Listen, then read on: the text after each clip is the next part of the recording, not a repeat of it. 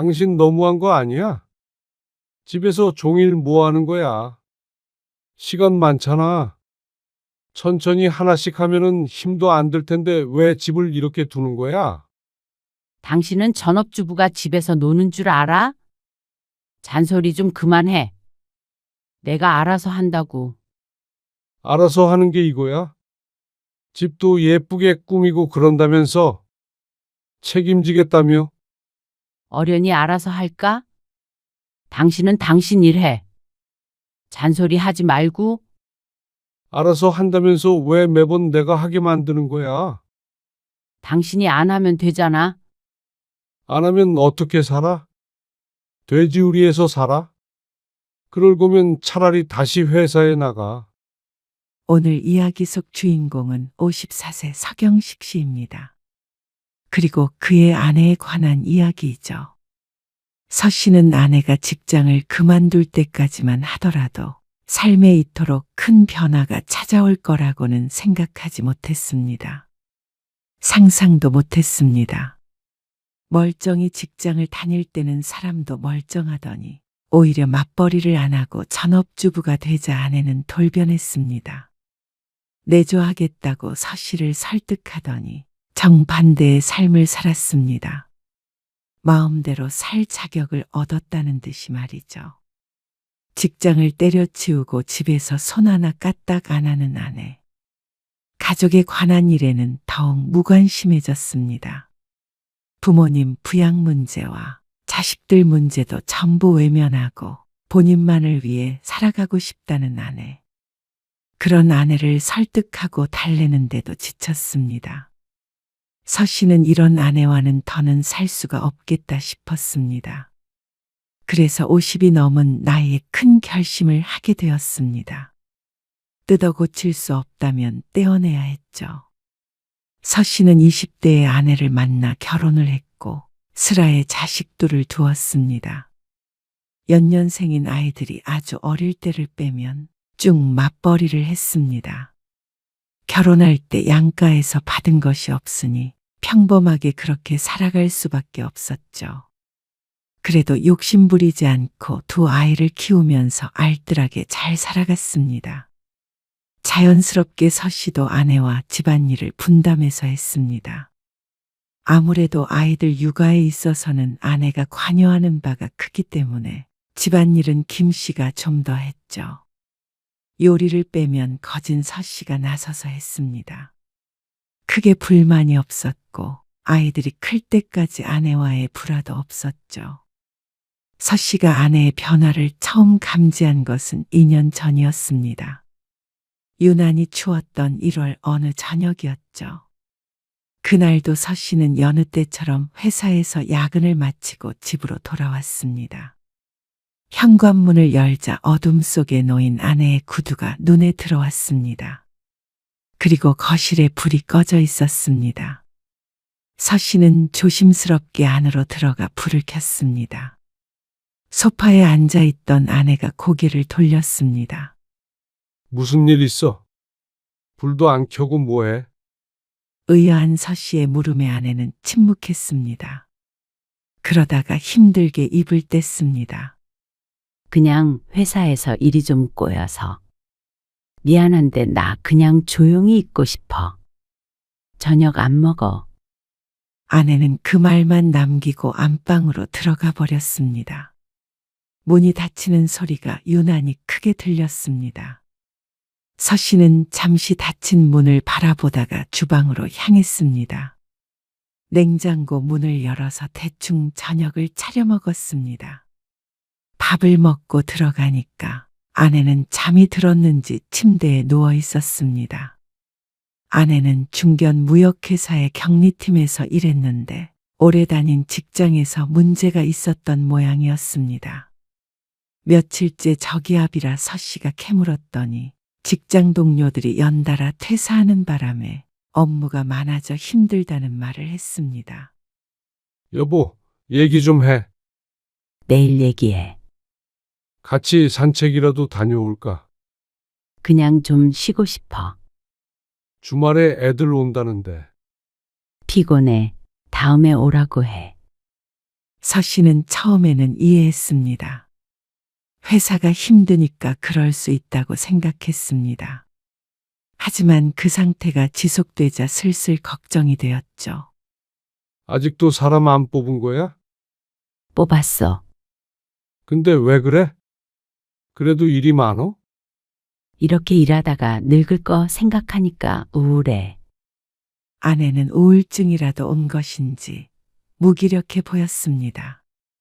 힘든 시기를 겪어서인지 직장에 정이 떨어진 것 같기도 했고 말이죠.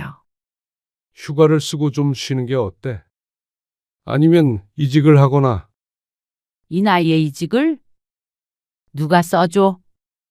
아내는 한숨을 푹 내쉬었습니다. 우리는 왜 이렇게 지질이 궁상으로 살고 있냐? 아내의 푸념에 서 씨는 말이 없었습니다. 지질이 궁상이라는 말이 어쩐지 가슴이 아팠습니다. 아내가 말은 그렇게 했지만 궁상 맞다고 할 정도의 살림은 아니었습니다. 그래도 내 집, 내 차가 있었고 자식들 대학까지 졸업시켰으면 평균은 된다고 생각했습니다. 다만 이제부터 열심히 벌어서 노후 준비를 탄탄하게 하기 위해서 아끼며 살고 있는 것뿐이었죠. 당신 좀 그러면 우리 여름 휴가에 해외여행이라도 다녀오자. 기분 전환으로. 그거 잠깐 다녀오면 뭐? 휴가 끝나고 출근 안 해? 허파에 바람만 들고 더 우울해져. 그냥 좀 신경 꺼. 내가 알아서 할 테니까. 당신이 내 맘을 뭘 알아. 무슨 말을 해도 아내는 불만이었습니다. 자연스럽게 가장 가까이에 있는 서 씨에게 짜증이 늘어났습니다. 서 씨도 울컥할 때가 있었지만 아내와 똑같이 짜증을 냈다가는 싸움밖에 더 되겠나 싶어서 아내가 뭐라고 해도 속으로만 사겼습니다. 그러던 어느 날 서 씨는 아내와 함께 부부 동반 모임을 다녀오게 됐습니다. 어머, 집이 아기자기하고 예뻐요. 아, 그래요? 제가 인테리어에 취미가 있어서요. 이쪽 일을 하시나 봐요. 에이, 아니에요. 집에서 할 일 없으니까 혼자 이런저런 구상을 해보는 거죠. 집사람이 말은 저렇게 해도 할 일이 많아요. 애들 대학 보내느라 제일 고생 많이 했죠. 지인의 집에서 모임을 하게 되었는데 집주인의 아내가 참 부지런한 전업주부인 모양이었습니다. 집안은 깔끔했고 자식들도 명문대에 들어갔다고 들었습니다. 애들 대학 보내고 지금은 뭐 하세요? 아내는 그 여자에게 관심이 많이 보였죠. 사실 하는 일 없어 보이긴 하지만 애들 대학 갔어도 바빠요. 같이 사니까 밥 차려줘야 하고 남편 회사에 가져갈 점심 도시락도 싸고요. 청소하고 빨래하고 그렇게만 해도 벌써 오후인데요. 저는 맞벌이 하는 사람들 보면 정말 존경스러워요. 존경스럽긴요. 이렇게 깔끔하게 해놓고 살지도 못하죠. 에이, 맞벌이 하면 그럴 시간이 없잖아요. 저 같은 백수랑 비교하시면 안 돼요. 분위기는 화기애애했습니다. 그런데 그날 이후로 아내의 심경에 변화가 찾아온 것 같았습니다. 출근하기 싫다고 그러더니 기분 좋아 보이네. 매일 죽상을 하고 출근하더니 근 며칠간 아내의 표정이 밝았습니다. 덩달아 서 씨도 마음이 가벼워졌습니다. 그냥 좀 생각을 바꾸면 되는 거였어. 마음을 다스릴 수 있는 방법이 생겼나 싶어서 의아하기도 했고 안심했습니다. 그런데 며칠 뒤 서 씨에게 아내가 말했습니다. 오늘 그 와이프 있잖아. 너무 행복해 보이더라. 와이프? 누구 와이프? 그 왜 지난번 모임에 아, 그 사람. 그 사람이 행복해 보였어. 그렇잖아. 아무 걱정 없어 보이던데. 그러니까 그 남편도 뭔가 안정돼 보이고 집이 딱 균형이 맞잖아. 아내가 뜬금없이 무슨 말을 하는지 얼른 알아듣지는 못했지만 더 말해보라는 듯이 서 씨는 고개를 끄덕였습니다. 내 생각엔 그게 여자가 집에 있으니까 그런 거 같아? 그러니까 집이 잘 굴러가? 남편이랑 애들 뒷바라지 하면서 자기 취미도 하고 집도 너무 깔끔하잖아. 그래? 나도 그래서 회사 그만두는 게 어떤가 싶어? 뭐 회사를? 이직하는 게 아니라? 아내가 이직을 원할 수도 있다고 생각하긴 했지만 설마 하니 그만두려고 할 줄은 몰랐습니다. 이 정도 일했으면 됐잖아. 나도 이제 좀 남들처럼 살래. 갑작스러운 말이었지만 아내는 혼자서 결심한 듯 단호한 표정을 지었습니다. 하지만 서 씨는 선뜻 그러라고 할 수가 없었습니다. 그 지인과 서 씨 부부는 사정이 달랐습니다. 지인은 남편 쪽이 사업을 했는데 꽤나 규모가 있어서 노후 걱정이 없는 부부였습니다. 하지만 서 씨 부부는 아직은 노후가 준비됐다고 볼 수가 없었습니다. 이번 달까지만 다니려고. 서 씨는 머릿속에서 여러 가지 생각이 스쳐 지나갔습니다. 두 딸의 결혼 자금, 주택담보대출, 부부의 노후 자금. 그 모든 것이 아내의 퇴사라는 단어 앞에서 흩어져 내리는 것 같았습니다.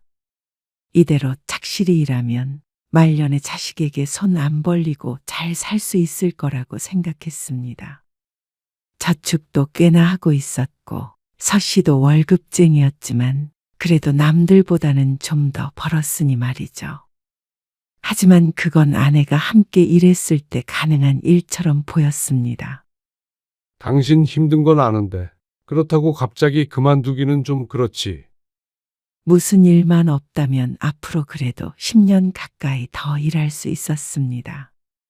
그게 아니더라도 버틸 수 있는 만큼 버틴다면 퇴직금도 그만큼 커질 테고 말이죠. 내 주위에도 일 안 하고 남편이랑 애들 뒷바라지만 하고 사는 여자들 많아. 왜 난 안 돼? 나도 그렇게 살고 싶어. 애들 뒷바라지가 더 필요해? 지금 둘 다 대학 졸업해서 독립해서 살고 있는데. 당신 내조하면 되지. 집안일도 이제 내가 다 하고. 당신 밥도 더 잘 챙겨주고. 집이 조금 더 깨끗해지거나 반찬 수가 늘어나는 것은 서 씨에겐 사실 아무 의미도 없었습니다. 그러한 대가가 아내의 월급이 사라지는 거라면 말이죠. 서 씨도 마음 같아서는 당신도 집에서 쉬어라 하고 싶었지만 현실적인 문제들이 발목을 잡았습니다. 우리 나중에 60 넘고 70 넘으면 뭐 먹고 살려고 그래. 당신이 벌잖아? 그거로 충분하겠어? 이제 와서 무슨 내조야. 애들 다 컸는데. 집안일도 지금처럼 같이 하면 되잖아. 애들 걱정 없으니까 열심히 모으면. 그만둘 거라고. 아내는 서 씨의 말을 끝까지 듣지 않았습니다. 막무가내였고 아무리 설득하려고 노력해도 아내는 퇴사하겠다는 말을 반복했습니다. 당신은 나 말라 죽는 꼴 보고 싶어서 그래. 나도 좀 그렇게 남들처럼 전업주부로 살고 싶다고. 아내는 그렇게 살지 못하는 게 무능력한 서 씨의 탓인 것처럼 말했습니다. 직접적으로 말하진 않았어도 내뱉는 말 한마디 한마디가, 목소리가, 그리고 표정이 모든 걸 표현하고 있었습니다. 결국 서 씨는 아내의 고집을 꺾지 못했습니다. 그래, 그렇게 하자. 당신이 꼭 그렇게 하고 싶다면. 힘없이 중얼거리는 서 씨의 말에 아내의 목소리가 한 톤 높아졌습니다. 앞으로 당신 내조는 내가 책임질게. 아내는 사직서를 제출했습니다. 그동안 수고했어. 서 씨가 마지막으로 퇴근한 아내에게 말했습니다. 아내는 기쁜 표정으로 웃었죠. 어쩌면 서 씨는 이것이 새로운 시작이 될 수도 있다고 생각했습니다. 정말로 서 씨의 말대로 내조가 있다면 바깥일도 잘 풀릴 수도 있고 아내가 새로운 일에 관심을 가지고 제2의 인생을 살아갈 수도 있는 문제였습니다. 요즘엔 전업주부들도 집에서 재테크도 한다고 그러니 말이죠. 여보, 나왔어. 다녀왔어? 서 씨가 퇴근해서 집에 돌아오니 집에서 된장찌개 냄새가 났습니다. 보통은 일하고 돌아와 지쳐서 간단하게 차려 먹고 마는데 아내가 직장을 그만둔 이후로는 밥상이 푸짐했습니다. 집도 전체적으로 정돈된 모습이었고 말이죠. 종일 뭐 했어? 장 보고 청소하고 빨래하고. 집에 있으니까 시간이 왜 이렇게 빨리 가? 집에 아내가 있으니까 서 씨도 집에 들어올 때마다 상쾌함이 드는 것 같아서 좋았습니다. 무작정 반대만 했던 서 씨 스스로를 반성하기도 했습니다. 쓰레기 버리고 올까? 아니야. 내일 내가 천천히 버리면 돼. 덕분에 서 씨도 편했습니다. 집에 돌아오면 할 일이 많아서 제대로 쉴 시간이 없었는데 아내 덕에 집에서는 온전히 푹 쉴 수 있었으니 말이죠. 어때? 그만두길 잘했지? 이것 봐, 나 가계부도 쓰고 있어. 잘했네. 서 씨는 작게 고개를 끄덕였습니다. 아내도 밝아져서 안심이 됐고 이렇게 아내가 집에서 살림을 하면 들어오는 돈은 줄어들어도 다른 쪽으로 더 절약을 할 수 있지 않을까 싶었습니다. 사 먹는 일이 줄어들 거고 가게 운영이 좀 더 잘 되지 않을까 생각했죠. 하지만 한 달쯤 되었는지 아니면 그보다 더 짧았을지도 몰랐습니다. 아내가 열심히 집안일을 한 것이 말이죠. 여보, 밥은 언제 먹어? 서 씨가 퇴근해서 돌아왔을 때 아내는 소파에 누워 있었습니다. 조금만 있다가 차릴게. 먼저 씻어. 오늘따라 몸이 축 처지고 세상만사가 귀찮다. 어디 아픈 거 아니야? 아니야. 1시간만 있다가 먹자. 서 씨는 씻으러 들어갔다가 나왔습니다. 그런데 아내는 그 자세 그대로 소파에 누워서 휴대폰을 들여다보고 있었습니다. 텔레비전은 큰 소리로 켜진 상태였죠. 집이 묘하게 어수선했습니다. 빨래를 정리하다가 말았는지 소파 앞에는 개다만 빨래가 몇 개 있었고 식탁에도 그릇들이 나와 있었습니다. 부엌으로 들어가 보니까 서 씨가 아침에 먹었던 밥그릇인지 혹은 아내가 점심에 먹은 그릇인지 모를 식기들이 아직도 치워지지 않은 상태였습니다. 싱크대에도 마찬가지로 설거지거리가 쌓여 있었습니다. 서 씨는 아내를 한번 쳐다보고 고무장갑을 꼈습니다. 몸이 힘든가 보다 싶었죠. 설거지 하고 있었어? 마지막 그릇을 씻고 엎어놓자 아내가 와서 슬쩍 물었습니다. 피곤했나 보네. 내가 하려고 했는데. 밥은 뭐 먹지? 어머, 밥을 안 했구나. 아내가 밥솥을 열더니 한숨을 푹 쉬었습니다. 오늘은 햇반에다가 대충 먹을까? 그래. 그렇게 하자. 점심에 부실하게 먹었더니 배가 고팠는데 왠지 아픈 것 같은 아내를 닥달할 수는 없었습니다. 서 씨는 대수롭지 않게 여겼습니다. 집안이 어수선한 것도 말이죠. 그렇게 깔끔 떠는 예민한 성격도 아니었고 아무리 아내가 집에 있어도 늘 모든 것이 완벽할 수는 없다고 생각했습니다. 어떨 땐 일하기 싫은 날이 있는 것이 당연했습니다.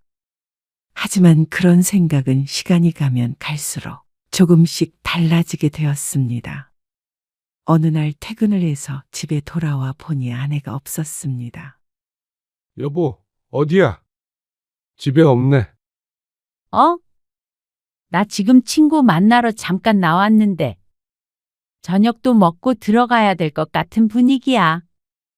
당신이 좀 챙겨 먹을래? 그래. 알았어. 전화를 끊고 나서 보니까 부엌이 엉망이었습니다. 식탁에 말라붙은 음식물 자국이 있었고 반찬통까지 나와 있었습니다. 싱크대 안엔 냄비와 그릇들이 쌓여 있었고 음식물 쓰레기가 담긴 봉투도 2개나 있었죠. 아이고, 이게 뭐야? 아침에도 봤는데 이따가 버리겠다고 그러더니 그냥 두고 외출한 모양이었습니다. 유난히 고된 하루를 보낸 서 씨는 자신도 모르게 한숨이 나왔습니다. 지난주에도 한가득 쌓이기 시작한 음식물 쓰레기를 서 씨가 버리러 다녀왔는데 아내는 이번에도 이렇게 쌓아놓을 작정인 모양이었습니다. 외출을 하려면 분리수거장 앞을 지나가야 하는데 나가면서 버리면 될 걸 뭐가 그리 바빴는지 몰랐습니다. 다용도실 문을 열어보니까 버리지 않은 재활용 쓰레기도 많이 보였습니다. 결국 옷을 갈아입고 서 씨가 여러 번 왔다 갔다 해서 쓰레기를 버리고 왔습니다. 그러자 다른 것들도 하나 둘 눈에 들어왔습니다. 청소기를 안 돌렸는지 바닥엔 머리카락들이 많이 보였고 씻으려고 보니까 욕실에 수건이 하나밖에 안 남아 있었습니다. 맞벌이 하던 시절보다도 더한 집 상태에 잠깐 화도 났습니다. 설거지까지 하고 나니까 녹초가 되었습니다. 밥도 아직 못 먹었는데 딱히 먹을 생각도 들지 않았습니다. 그때 현관문 열리는 소리가 들리며 아내가 들어왔습니다. 밥 먹었어? 아니, 어? 뭐야? 집 청소했어? 내가 갔다 와서 하려고 했는데 왜 그랬어? 아내가 웃으면서 말했습니다. 하지만 서 씨는 따라서 웃기가 힘들었습니다. 이번이 처음이었다면 당연히 별일 아니게 넘어갈 수 있었지만 점점 아내가 집을 방치하는 것이 느껴졌죠. 당신 오전에라도 좀 치우고 나가지 그랬어. 적어도 쓰레기는 버리지. 그러자 아내가 인상을 찌푸렸습니다. 정신없이 나가서 그럴 시간이 없었어. 내가 한다니까 왜 자기가 마음대로 해놓고 화를 내? 아니, 화내는 게 아니라. 이제 이건 내 일이잖아. 내가 당신 회사 일 가지고 잔소리해? 그것과는 엄연히 다른 일이었지만 말을 보탰다가는 다투게 될 것 같아서 서 씨가 입을 다무는 쪽을 택했습니다. 아내는 삐졌는지 말없이 안방으로 들어갔습니다. 그리고 서 씨가 라면을 끓여 먹는 동안에도 나와 보지 않았습니다. 가슴이 답답해 입맛이 없어서 반 정도 먹다 남겼습니다. 설거지까지 하고 들어가니까 아내가 안 자고 눈을 멀뚱멀뚱 뜨고 있었습니다. 여보, 미안. 앞으로 내가 다 잘할 테니까 당신은 집안일 신경 쓰지 마. 그래도 아내의 사과의 마음이 녹는 듯 했습니다. 하지만 그 뒤로도 달라진 것은 없었습니다. 여보, 안 일어날 거야? 나 조금만 더 잘게. 졸려 죽겠다. 어디 아픈 건 아니고? 아니, 어제 4시까지 드라마 봤어. 먼저 들어가 자라고 그러더니 새벽까지 텔레비전을 봤다는 아내. 서 씨는 작게 혀를 차고 몸을 일으켰습니다. 아침을 차려주지 않으니 냉장고에 있던 포도주스 하나를 따서 마셨습니다. 차려서 먹을 시간은 없어서 얼른 씻고 집 밖을 나서는데 배웅하는 사람은 없었습니다. 점심이 지날 때까지 아내에게서 따로 메시지가 오지는 않았습니다. 그리고 퇴근해서 집에 왔을 때 아내는 소파에 누워서 텔레비전을 보고 있었습니다. 새벽까지 봤다는 그 드라마인지 다른 것인지는 모르겠지만 퇴근한 서 씨에게 왔느냐는 한마디만 하고는 다시 시선을 돌렸습니다. 밥은? 냉장고에서 꺼내서 먹어? 반찬 뭐 했는데? 어제 먹었던 거? 국 데워 먹을 거면 냄비 꺼내서 데우고. 아내는 서 씨 쪽은 쳐다보지도 않고 대꾸했습니다. 같이 안 먹어? 나는 아까 늦잠 자서 점심을 늦게 먹어서 배가 안 고프네. 먹고 나서 설거지 좀 해줘. 서 씨가 씻고 나오니까 이번에는 아내가 누워서 휴대폰을 보고 있었습니다. 소파와 한 몸이 된 듯 보였습니다. 주말에도 똑같았습니다. 아내는 하루 대부분 소파에 누워 있는 것 같았습니다. 외출할 때를 제외하고는 말이죠. 내조하겠다던 아내의 말이 떠올랐습니다. 이런 게 직장까지 그만두고 하고 싶었던 일인지 서 씨는 이해하지 못했습니다. 그래서 아내를 앉혀놓고 진지하게 얘기해 본 적도 있었습니다. 그냥 시간이 많다고 생각하니까 자꾸만 미루게 되네. 나도 일어나야지 하는데도 자꾸 게을러져? 걱정 마. 너무 오랜만에 쉬어서 그런 거니까. 그런데 그게 한 달이 되고 두 달이 되고 집은 엉망이 되었습니다. 아내는 집안일에는 손을 뗀 것처럼 보였습니다. 너무 심각해지면 서 씨가 나서서 했는데 그러다 보니까 아내는 더욱 할 일을 안 하게 되었습니다. 당신 너무한 거 아니야? 집에서 종일 뭐 하는 거야? 시간 많잖아. 천천히 하나씩 하면은 힘도 안 들 텐데 왜 집을 이렇게 두는 거야? 서 씨도 참지 못하고 아내를 다그쳤습니다. 그러자 돌아오는 대답엔 날이 서 있었습니다. 당신은 전업주부가 집에서 노는 줄 알아? 잔소리 좀 그만해. 내가 알아서 한다고. 알아서 하는 게 이거야? 집도 예쁘게 꾸미고 그런다면서 책임지겠다며? 어련히 알아서 할까? 당신은 당신 일해. 잔소리 하지 말고. 아내는 짜증스럽게 대꾸했습니다. 서 씨는 허탈한 마음을 감출 수가 없었습니다. 알아서 한다면서 왜 매번 내가 하게 만드는 거야? 당신이 안 하면 되잖아. 안 하면 어떻게 살아? 돼지우리에서 살아? 차라리 맞벌이 할 때가 나았습니다.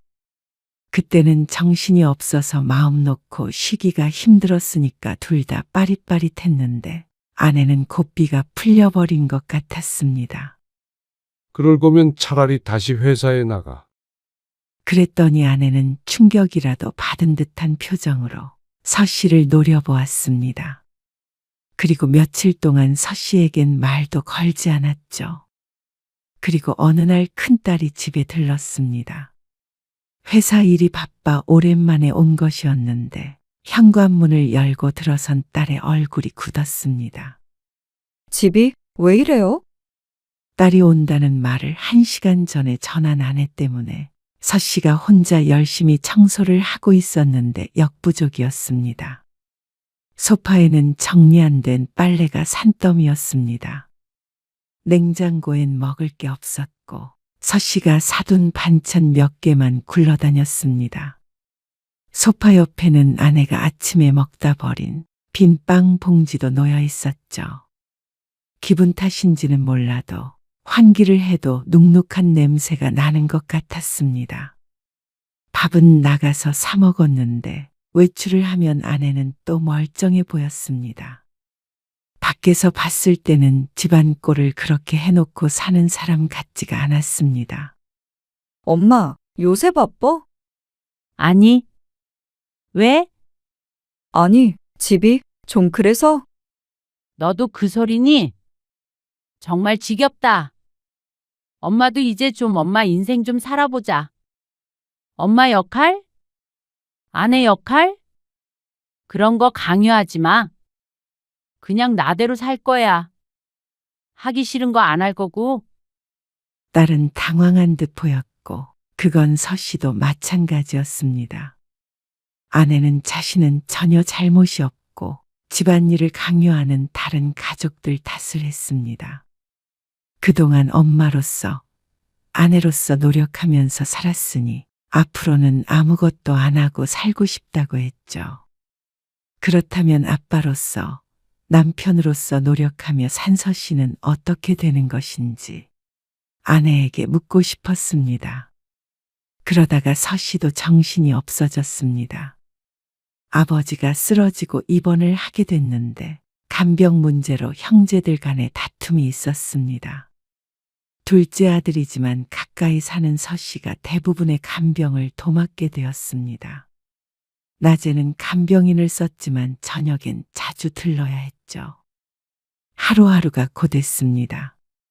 새벽 일찍 일어나 출근을 하고 퇴근하고 나서는 병원에 갔습니다.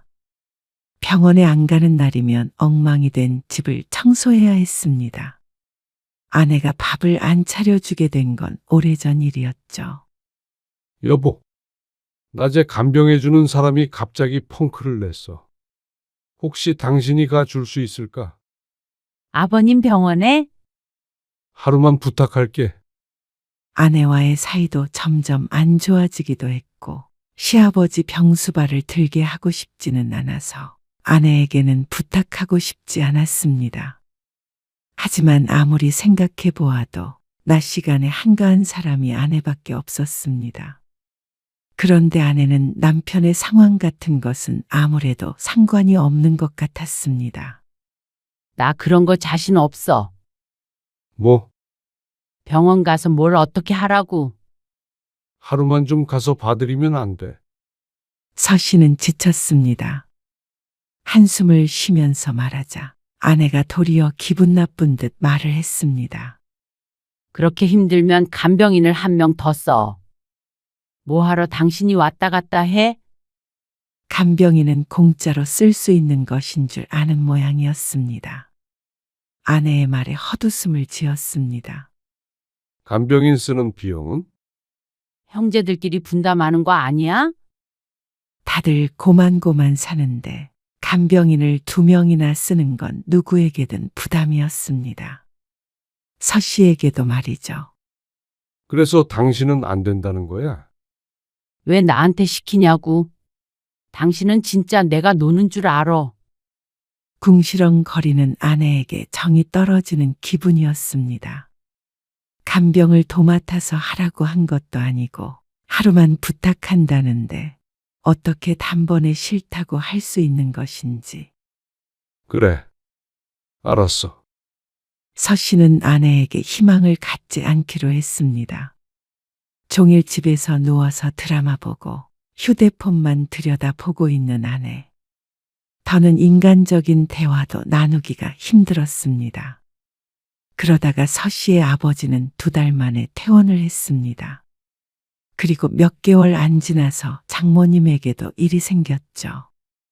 여보, 엄마 응급실에 갔대. 뭐, 아침에 서 씨를 깨우며 아내가 하는 소리에 서 씨가 놀라서 벌떡 일어났습니다. 침대에서 떨어졌는데 어디가 골절됐다나 봐. 같이 좀 가줘. 서 씨는 회사를 하루 쉬게 되었습니다. 병원에 가서 장모님을 입원시키고 왔다 갔다 하다 보니까 하루가 다 갔습니다. 급한 문제가 일단락되니까 서 씨도 아내에 대한 반발심이 들었습니다. 서 씨의 아버지가 입원했을 땐 그렇게 병원에 가기 싫다고 하더니 친정 문제가 되자 곧바로 서 씨를 찾는 게 참 이기적이었죠. 마음 같아서는 너도 네가 알아서 해라 하고 싶었지만 차마 그럴 수가 없었습니다. 인간적으로 말이죠.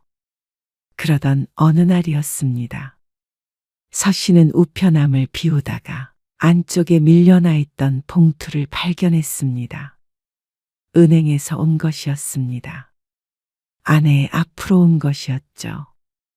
봉투를 열어보니 연체 안내문이었습니다. 대출금 연체? 서 씨는 눈을 의심했습니다. 웬 대출인가 싶어서 아연실색했습니다. 서류를 자세히 읽어보니 아내가 돈을 빌리고 안 갚은 듯 했습니다. 이게 뭐야? 서 씨는 서류를 들고 안방으로 들어갔습니다. 마침 아내는 동창 모임에 나가 외출 중이었죠. 서 씨는 아내가 올 때까지 기다렸습니다. 손에 그건 뭐야? 아, 뭐 좀 샀어? 화장품? 생활비 부족하다고 그랬었잖아. 아끼고 아껴서 산 거야. 아내는 대수롭지 않게 대답했습니다. 서 씨가 그 앞에 우편물을 펼쳐 보였습니다. 그러자 아내는 당황하며 종이를 낚아챘습니다. 이걸 왜 봐? 이게 뭐야? 무슨 대출? 좀 빌렸어? 카드값이 좀 밀려서. 일단 막으려고. 카드값이 왜 밀려? 얼마나 썼길래? 아내는 대답하지 않았습니다. 당신 이게 다야? 얼마 빌린 건데?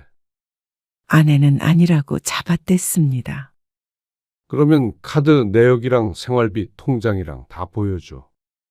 왜 그런 것까지 당신이 참견해? 한 달에 일정하게 드는 생활비는 전부 아내가 관리를 했고 저축하는 돈은 서 씨가 관리하곤 했습니다. 그런데 늘 같은 규모로 소비하던 서 씨 부부였습니다. 그리고 서 씨에게 알리지 않기 위해서 몰래 대출을 받다니요. 이건 도저히 있을 수가 없는 일이었습니다. 아내를 추궁하자 지난 몇 달간 대출을 1,100만 원을 받은 사실이 드러났습니다. 공동으로 관리하는 통장에까지 손을 대지 못하니까 자신의 앞으로 신용대출을 받은 것이었죠. 이게 뭐야? 이게 뭐냐고. 서 씨가 언성을 높였습니다. 그러자 아내는 아무 말 없이 발끝만 쳐다보았습니다. 당신 정말 너무한 거 아니야?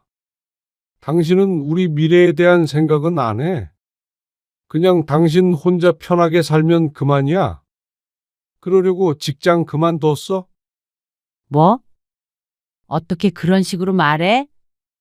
그러는 당신은 어떻게 그런 식으로 행동하는 건데? 이게 당신이 원했던 거야? 모임에서 그 여자 부럽다며? 그렇게 살고 싶었다며 남들처럼 그렇게. 이게 지금 그렇게 살고 있는 거야? 집에서 하루 종일 누워서 TV나 보면서 집안일에는 손 하나 까딱 안 하고. 몰래 대출이나 받고 말이야. 돈은 어디다 쓴 건데? 그냥 낮에 배달시켜 먹고 모임에서 쓰고 살 거 사고 했어. 내가 그 정도도 못해? 평생 돈 벌었는데. 적반하장도 유분수였습니다. 꼭 평생 자신만 희생해온 것처럼 말하면서 가족을 내팽개친 것을 정당화하는 아내에게 신물이 났습니다. 내가 봤을 때 당신은 우리 둘의 노후를 위해서 노력할 생각이 눈꼽만큼도 없어. 그냥 당신 한 몸 편하면 다른 건 다 상관없는 거잖아. 내조? 이게 내조야. 집꼬라지를 봐. 서 씨는 아내가 가정에 대해 그리고 미래에 대해 책임감이 전혀 없다는 사실을 깨달았습니다. 사실 진작에 깨달았었는데 외면했습니다. 집안일 좀 안 하는 거 가지고 와이프를 이렇게 비난하는 남자가 어디 있어? 내가 집안일 안 한 걸로 이러는 거야. 그러면 아니야? 돈 벌어온다고 지금 나 무시하는 거잖아. 생활비도 조금만 주니까 내가 대출까지 받았지. 그러니까 당신도 같이 벌면 되잖아. 버는 건 반토막이 됐는데 당신이 더 쓰고 다니면 우리는 나중에 어떻게 살아? 그럼 당신이 더 벌어. 아내의 말에 서 씨는 더 이상 대화하고 싶지 않아졌습니다. 서 씨는 천장을 쳐다보다가 눈을 질끈 감았습니다. 모든 것이 무너지는 것을 느꼈습니다. 마지막 남은 부부간의 신뢰조차 사라졌으니 서 씨와 아내 사이에 남은 게 아무것도 없었습니다. 그리고 며칠 뒤 어느 저녁, 서 씨는 퇴근 후에 집에 돌아가지 않고 한강변을 걸었습니다. 바람이 차갑게 불었지만 그 차가움이 오히려 정신을 맑게 해주었습니다. 아내가 직장을 그만둔 지 1년이 조금 더 흘렀을 뿐이었습니다. 그 시간을 돌아보았습니다. 결혼 생활 중에 위기는 많았습니다.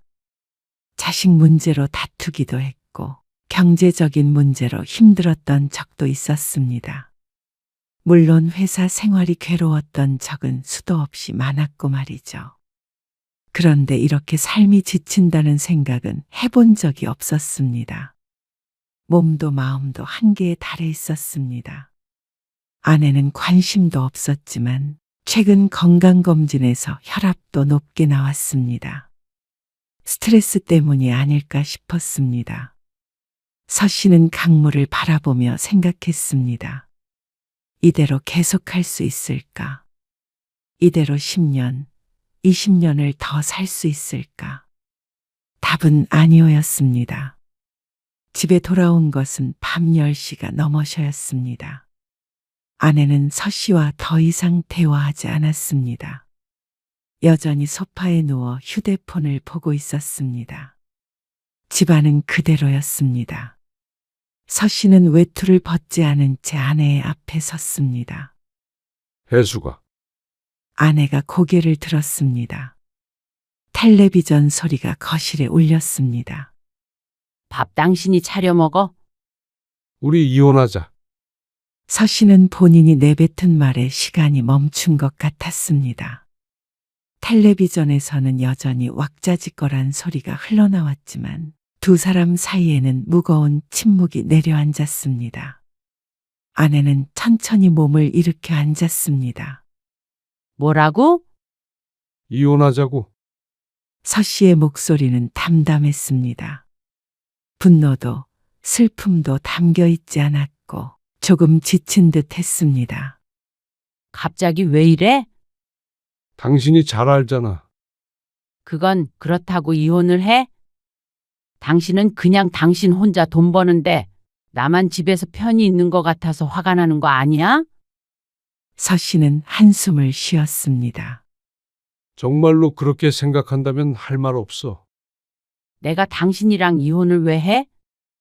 직장 그만두고 말년에 돈도 못 벌고 살라는 말이야? 그럼 나만 손해잖아. 재산 분할 절반으로 해. 나는 내조 필요 없으니까 당신도 당신이 벌어서 살던지 해.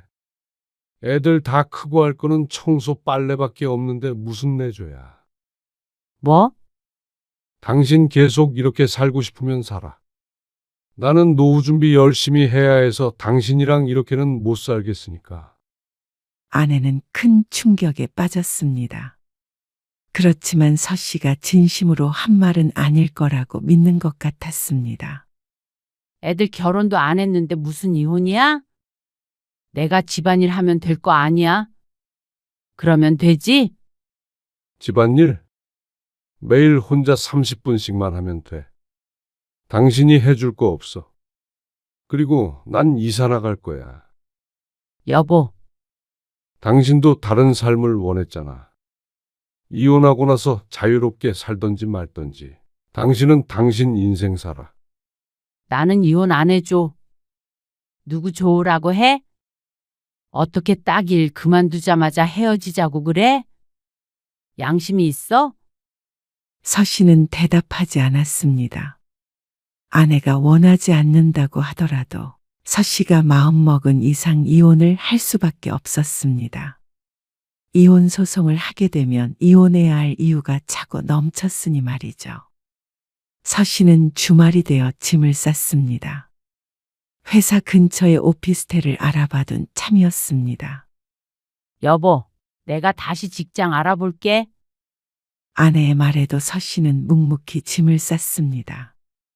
다시 돈 벌면 되잖아. 그럼 예전처럼 살 수 있잖아. 내가 몰라. 집에서 편하게 있다 보니까 잠깐 이상해진 것 같아. 당신이 다 해주니까 아무것도 안 하게 됐나 봐. 한 달 전에만 이렇게 말해줬어도 서 씨는 이혼을 결심하지 않았을 것 같았습니다. 하지만 이제 더는 이 관계를 이어갈 자신이 없었습니다. 아내의 밑바닥까지 봐버린 기분이었습니다. 비단 직장을 그만두었기 때문에 생긴 일은 아닐 것이었습니다. 아내는 이런 사람이었고 다만 이렇게 살 기회가 없었던 것뿐이었겠죠. 그러니까 언제든 다시 이런 문제로 갈등이 있을 수 있었습니다. 아버지 병원 일, 대출 문제 등 아내의 말 한마디에 이혼을 번복하기에는 너무 멀리 와버린 것 같았습니다. 서 씨는 말리는 아내를 외면하고 짐을 싸서 나왔습니다. 그리고 이혼장을 보냈죠. 며칠 수 서 씨는 두 딸에게 상황을 알렸습니다. 카페에서 만난 딸들은 서 씨의 말을 듣고 한동안 말이 없었습니다. 물론 저희는 엄마 아빠가 이혼을 안 했으면 좋겠지만 아빠가 그렇게 하고 싶으시다면 말릴 수는 없죠. 미안하다. 자식들이 원망하지 않는 것만으로도 다행이라고 생각했습니다. 엄마도 엄마 노릇, 아내 노릇 그만하고 살고 싶다고 했으니까 아빠도 그렇게 하세요.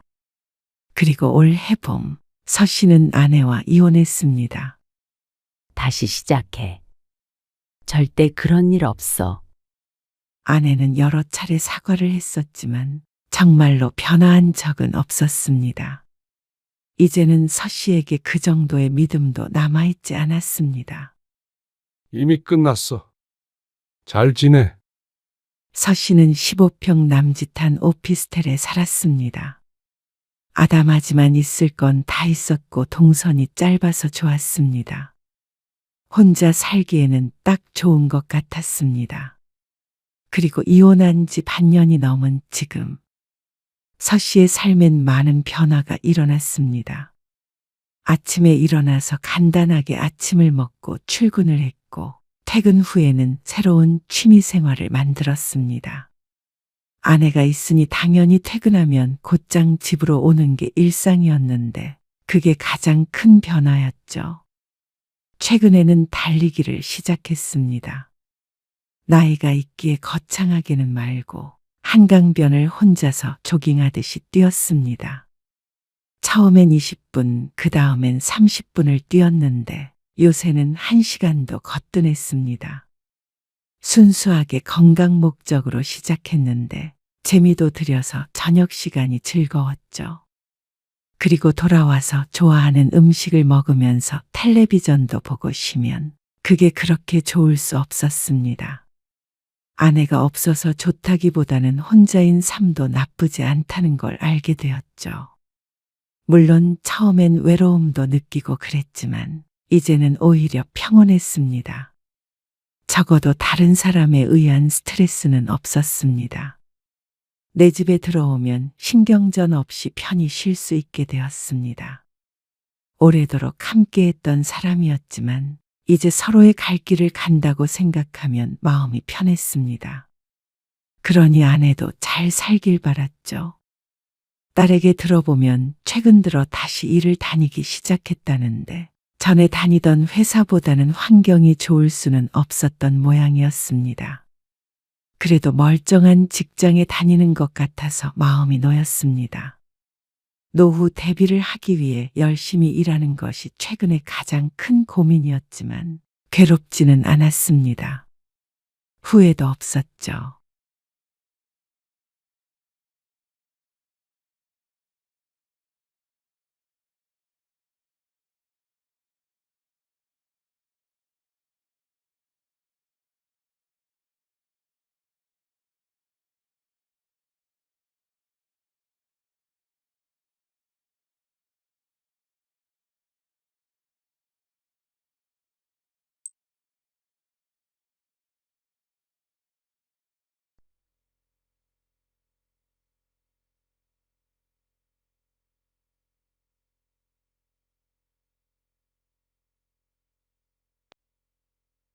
나도 어머님 김장할 때 안 갈 거야. 당신 안 가면 우리 엄마는 어떻게 해? 나는 우리 집 가고 당신은 어머님한테 가는 건 어때? 그게 말이 되냐? 아니면 당신이 우리 집 김장에 가던가? 내가 장모님 김장하는데 가는 건 제일 오버하는 거지. 그리고 장모님도 너무해. 사위들을 부려먹으려고 하셔? 백년손님을. 그럼 며느리는 부려먹어도 되고? 오늘 이야기 속 주인공은 55세 김경진 씨입니다. 그리고 그녀의 남편에 관한 이야기이죠. 김 씨는 평생을 맏며느리 노릇을 했습니다. 차례, 제사, 김장, 어느 것 하나 빠질 수가 없었습니다. 하지만 반대로 왜 그 오랜 세월 동안 남편은 처가 행사에 그토록 참여하지 않았던 것인지 몰랐습니다. 아무도 이상하게 생각하지 않는 현실이 오히려 이상할 지경이었습니다. 사위는 백년사위라는 말이 괜히 있는 것이 아니구나 싶었습니다. 하지만 시대에 알맞게 변해가는 사람들이 있는가 반면 김 씨의 남편 같은 사람도 있었습니다. 며느리가 시집에서 일하는 것은 당연하고 반대로 자신이 처가에서 일하는 건 상상도 하지 않는 부류였습니다. 그리고 남편이 그렇게 늙은 데에는 김 씨의 탓도 컸죠. 앞으로도 그렇게 살지, 아니면 지금이라도 변할지. 김 씨에게 달려 있었습니다. 남편은 원래 그런 사람이니까 하는 말로 넘어가기엔 억울했습니다. 게다가 본인조차 부모님과 처가를 차별하는데 앞으로도 아무 말도 안 한다면 평생 그렇게 살겠죠. 김 씨는 그러고 싶지는 않았습니다. 김 씨는 남편과 30년 전에 결혼했습니다. 딸 하나가 있었고 아직 결혼은 안 했지만 취직 후에 독립했습니다. 김 씨는 남편과 단둘이 살고 있었습니다. 김장하러 올만하냐? 아, 예. 어머님, 언제 하시게요? 다음 주에 하려고 하는데 작은 애가 재료는 다 사놓는다고 하니까 돈은 작은 애한테 넣어라. 어느 날 시어머니에게서 전화가 왔습니다. 추석이 끝난 지 얼마 안 된 것 같은데 벌써 김장철이 되었습니다. 또 더 추워지면 설이 되겠죠. 30년간 반복된 일들이었습니다. 네. 동서한테 돈 붙일게요. 고춧가루는 제가 사가고요. 그래라. 고춧가루는 친정에 아는 지인에게서 매년 샀는데 시세보다 싸게 사는데도 매년 드는 비용이 점점 늘어났습니다. 김치가 금값이라더니 이유가 있었습니다. 하지만 연례 행사라 어쩔 수 없었죠.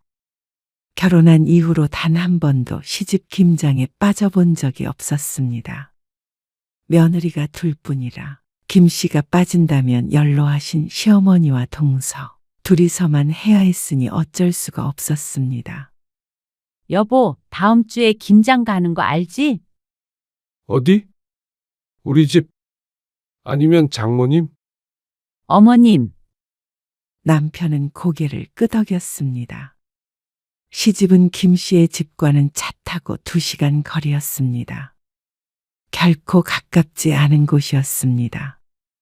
김 씨의 친정도 김장을 하는데 여자 남자 할 것 없이 다 같이 고무장갑을 끼고 일하는 분위기라면 시집은 그러지 않았습니다. 일단 아들이 둘뿐이라 식구가 적었고 그마저도 여자들만 일하는 분위기였습니다. 그래서 사실상 남편과 같이 가더라도 큰 도움이 되지 않았습니다. 무거운 것만 조금 들어주는 정도였기 때문에 김 씨가 혼나 내려가도 별반 다를 게 없었죠. 그래도 거기까지 혼자 가는 것보다는 운전이라도 해주는 게 나았습니다. 어머님, 좀 쉬고 계셔요. 저희가 할게요. 작은 동서가 시어머니를 보며 말했습니다. 그러는 자신도 힘든지 허리를 두드리고 있었는데 여든이 훌쩍 넘은 시어머니는 보기에 안쓰러울 정도였습니다. 이제 앞으로 몇 년이나 남았나 손꼽을 수도 있을 것 같았습니다. 네. 어머님, 앉아 계세요. 사실 몇 년 전 동서와 함께 김장을 따로 해서 시어머니에게 드릴까 어쩔까 의논했던 적이 있었습니다. 하지만 시어머니가 꼭 김장에는 참여를 하고 싶어 하시기에 어쩔 수 없었습니다. 시동생은 허리를 다쳤다고 오지 않아서 김장을 하는 인원은 무척 조촐했습니다. 참 집집마다 김장 분위기가 다른 것이 시집에서는 고기도 삶아 먹지 않았고 순수하게 노동만 했습니다. 젓갈 좀 더 부어라. 네. 이 정도요? 조금만 더. 먹을 식구가 많지 않아서 김장을 많이 하진 않지만 그래도 종일 걸리는 노동이었습니다. 어슬렁 돌아다니면서 할 일 없이 있는 남편이 얄미울 수밖에 없었습니다. 하지만 시어머니가 남자들이 부엌일 하는 걸 싫어하셔서 대놓고 일을 시킬 수는 없었죠. 여보, 저기 통 좀 옮겨줘. 시어머니 안 볼 때 부려먹을 수밖에 없었습니다. 수고했어. 이거 가져가. 시어머니가 김치 2통을 내밀었습니다. 매년 받는 양이었습니다. 이 김치 2통을 위해서 오는 것이 아니라 사실 시어머니의 김장을 돕는 의미였습니다. 혼자 계신 시어머니 적적할까봐 찾아뵙는 것도 있었습니다. 그게 자식된 도리라고 생각했습니다. 동서도 마찬가지일 테고 말이죠. 돌아가는 길에 어깨를 두드리자 남편도 수고했다고 한마디 했습니다. 힘들긴 했어도 1년에 한 번뿐이라고 생각하면 올만했습니다. 근데 한 통만 받아오지. 2통이나 받아와? 김치는 장모님이 하신 게 맛있어. 그런데 비밀이 하나 있긴 했습니다. 남편이 시어머니 김치를 별로 좋아하지 않고 오히려 김씨의 친정에서 김장한 것을 좋아했습니다. 좋아하는 것에서 지나쳐서 처가 김치가 없으면 밥을 못 먹는다는 말을 할 정도였습니다. 그러니까 시집에서 김장하는 것은 형식적인 것에 지나지 않았습니다. 그래도 2통은 가져와야지. 익혀서 김치찌개를 끓이면 괜찮았습니다. 시어머니가 김치에 대한 자부심도 있었고 자식이 많이 가져가길 원하셔서 어쩔 수 없었습니다. 남편은 잘 손대지 않았지만 김씨는 시어머니가 고생해서 담근 김치를 김씨는 끝까지 맛있게 먹었습니다. 그리고 그 다음 주가 친정의 김장이었습니다. 우리는 김장 끝냈으니까 그쪽 스케줄에 맞추면 돼. 친정 김장 날짜를 잡으려고 형제들끼리 연락을 여러 번 주고 받았습니다. 아무래도 김씨처럼 김장을 2번 하는 경우도 있었으니 말이죠. 내가 이번에 네 형부 팔 다친 얘기했지? 아, 깁스했다며? 김장 못 와? 가긴 가지. 근데 막 일하기가 힘드니까 혹시 제부 올 수 없는지 물어보려는 거지? 딸 셋, 아들 하나인 집인데 남동생은 해외에 살고 있고 여동생은 오래전에 이혼을 했습니다. 그러니까 김장에 올 수 있는 남자는 형부와 김씨의 남편밖에 없었습니다. 김장을 워낙 많이 해서 인력은 넘쳤지만 그 중에서 가장 일을 잘하는 게 형부였죠. 그리고 이렇게 김씨의 언니가 묻는 이유가 있었습니다. 김씨의 남편은 친정 김장에 참석하지 않기 때문이었습니다. 예전에는 처가 김치가 맛있다고 몇 번 따라갔었지만 오래전에 그만뒀습니다. 아무래도 한 번 다녀오면 힘든 건 분명했으니 말이죠. 안 간다고 할 것 같은데. 그러면 어쩔 수 없긴 한데 네 형부도 힘들잖아. 그렇지? 내가 한번 물어볼게. 친정의 김장은 시집과는 분위기가 사뭇 달랐습니다. 김장을 위해 모인다기보다도 가족 행사 같은 것이었습니다. 식구가 많아 김장을 한꺼번에 많기는 했지만 그만큼 북적거리면서 재밌게 놀다 왔습니다. 해마다 사진도 찍어서 단톡방에 공유도 하고 말이죠. 사실 김장이라기보다는 추억 만들기에 가까웠습니다. 그래서 굳이 좋아하지도 않는 남편을 끌고 갈 생각을 하지 않았습니다. 이야기는 몇 번 꺼내본 적은 있었죠.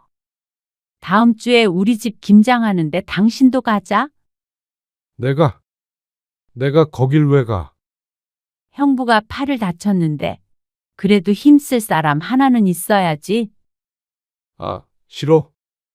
난 불편해. 당신도 고기 삶아서 김치 먹고 하면 좋잖아. 그거 잠깐 먹으려고 종일 거기서 북적북적 싫어. 그리고 일정 있어. 무슨 일정?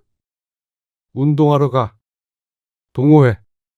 남편은 더 이상 말하지 말라는 듯이 손을 휘 저었습니다. 그런 남편에게 서운한 감정이 들었습니다. 평소에는 같이 가자는 소리도 잘 안 하는데 이번만 참석하면 어디가 덧나나 싶었습니다. 바로 지난주에 시집에 가서 김장하고 왔으면서 말이죠. 불공평하지 않아? 뭐가? 불퉁한 김 씨의 목소리에 남편이 돌아봤습니다. 아니, 나는 시집에 가서 매년 김장하는데 당신은 왜 우리 집에 안 가? 우리랑 같냐? 우리 집은 조금밖에 안 하고 당신은 김장이 아니라 무슨 김치 축제처럼 하잖아. 힘들어. 사람이 많으니까 덜 힘들지. 그리고 같이 모여서 노는 거지 뭐. 그러니까 나는 놀러 안 간다고. 끝까지 남편은 거절했습니다. 그리고 처가 김장에 가는 남자가 어딨냐? 그 말에 김 씨는 할 말을 잃었습니다. 처가 김장에 가는 남자가 바로 가까이에도 있었습니다. 형부는 꼬박꼬박 참석을 했고 여동생도 이혼하기 전에는 꼭 제부를 데리고 왔었죠. 하지만 더 설득하려고 해봤자 남편이 마음을 안 바꿀 걸 알았습니다. 일정까지 있다고 하니까 더욱 가망이 없었습니다. 언니, 애 아빠 못 간대. 중요한 일정이 있다네. 형부가 팔이 아프다는데 내 남편은 운동하러 가서 못 간다는 말을 하기가 그래서 둘러댔습니다. 그러자 언니가 대꾸했습니다. 괜찮아. 현석이가 간대. 아, 그래? 잘 됐네. 예지도 간다고 하거든. 일손 많네. 조카가 같이 간다고 하니까 다행이었습니다. 김 씨의 딸이나 조카들은 매번 참석하는 것은 아니었는데 김장하면 맛있는 거 많이 먹을 수 있다며 안 바쁠 때 가끔씩 참석하기도 했습니다. 올해는 김 씨의 딸도 가기로 했죠. 김 씨는 주말에 딸과 만나서 친정으로 갔습니다. 도착하니 언니 부부와 여동생이 이미 와 있었고 조카도 둘 있었죠. 왔냐? 예지 아빠는 안 왔고. 친정어머니는 매년 사위가 왔는지 안 왔는지 물었습니다. 다 같이 이렇게 어울려 노는 걸 워낙 좋아해서 매년 아쉬워했죠. 다음에는 같이 와. 알겠어요. 아이고, 형부 팔 괜찮으세요? 괜찮지, 그럼. 김 씨의 형부는 무척 활달하기도 했고 처가의 잘하기로 유명했습니다. 가족 행사에 빠진 적이 없고 늘 발벗고 나섰습니다. 팔이 부러졌는데도 이렇게 오는 걸 보니 대단했죠. 무거운 건 현석이한테 들라고 시켜. 온 가족이 모여 왁자지껄 했습니다. 서로 농담이 오갔고 본격적으로 김장을 하기 전에도 종일 맛있는 걸 먹으면서 떠들었습니다. 김장은 핑계였고 명절이 하루 더 있는 거나 마찬가지였습니다. 이모부도 오시면 좋을 텐데. 어디 네 이모부가 이런데 오는 사람이니? 친정어머니의 말에 김 씨는 뜨끔했습니다. 형부가 다친 팔로도 고생을 하고 있으니까 더 비교되고 마음에 걸렸습니다. 다들 김 씨의 남편을 비난하지는 않았지만 매년 김치를 많이 가져다 먹는 이유가 남편 때문이라 무척 양심에 찔렸죠. 운전을 해야 해서 술을 마시지는 않았지만 다른 사람들은 하루 자고 가겠다며 늦게까지 놀고 먹었습니다. 남편은 이런 분위기가 싫은 모양이었습니다. 그것도 이해는 되기 때문에 어쩔 수 없다고 생각했습니다. 김장이 끝나고 김 씨는 김치 4통과 각종 반찬을 한 보따리 들고 집으로 돌아왔습니다. 여보, 좀 내려와서 김치 좀 같이 들어줘. 지하주차장에 차를 대고 전화를 걸자 남편이 좋다고 내려왔습니다. 한 통 더 가지고 오지. 부족하지 않아? 지난주에 시골에서 가지고 온 것도 있는데 그러면 너무 많지. 장모님 김치가 맛있잖아. 찌개를 끓여도 달라. 죽어도 김장엔 가기 싫다더니 김치는 그렇게 좋은 모양이었습니다. 운동을 얼마나 했는지 어디가 쑤시고 어디가 쑤신다면서 김치를 실어 날랐습니다. 그런데 집으로 올라가 보니까 식탁 위에 웬 돼지고기 수육이 올려져 있었습니다. 이게 웬 거야? 당신 김치 가지고 오면 먹으려고 아까 포장해 왔지. 그러더니 냉장고에서 맥주를 한 캔 꺼내면서 말했습니다. 김치 좀 줘봐. 그러면 그냥 같이 가서 먹지. 아이고, 힘들어서 싫다니까. 힘들게 운동은 하면서 하루쯤 시간을 내주는 건 그렇게나 싫은 모양이었습니다. 그러면서 또 김치는 좋아서 혼자 따로 먹을 정도이기에 김씨가 기막혀 하는 것이었죠. 김씨는 고개를 절레절레 흔들었습니다. 남편이 이런 것이 하루 이틀이 아니었습니다. 처가 행사에는 불편하다면서 빠지기 일쑤였습니다. 이 때문에 다툰 적도 여러 번이었습니다. 하지만 뚱한 표정으로 앉아 있는 것도 보기 싫어서 그냥 김씨만 가고 말았습니다. 남편도 거기에 익숙해진 것일 테죠. 6년 전에 친정 아버지가 돌아가셨는데 첫 제사 때도 그랬습니다. 당신 안 갈 거야? 내가 가야 되나? 처가 제사에 가는 사위도 있어. 왜 없어? 형부도 가는데. 뭐? 처남만 있으면 되지 무슨 사위들까지 가. 그래도 친정 아버지가 살아계셨을 적에 김씨 부부가 도움을 많이 받았습니다. 남편이 사업을 말아먹었을 때도 금전적 도움을 조금 받기도 했죠. 그런데 첫 제사에도 안 오겠다는 남편. 너무한 거 아니야? 뭐가 너무해? 사람들한테 물어봐. 물어볼 게 뭐가 있어? 사위가 장인어른 제사에 가는 게 뭐가 이상해서 물어봐? 그냥 당신이 갔다 와. 나는 마음만 갈게. 마음만 가는 건 도대체 어떻게 가는 건지 묻자 남편은 오히려 김씨의 반응이 황당하다는 듯이 말했습니다. 당신 갔다 와. 나는 여태껏 매년 명절에 차례 지내고 제사 지내고 김장에 생신해. 근데 당신은 우리 아버지 제사도 가기 싫다는 거야? 김씨도 참다 터졌습니다.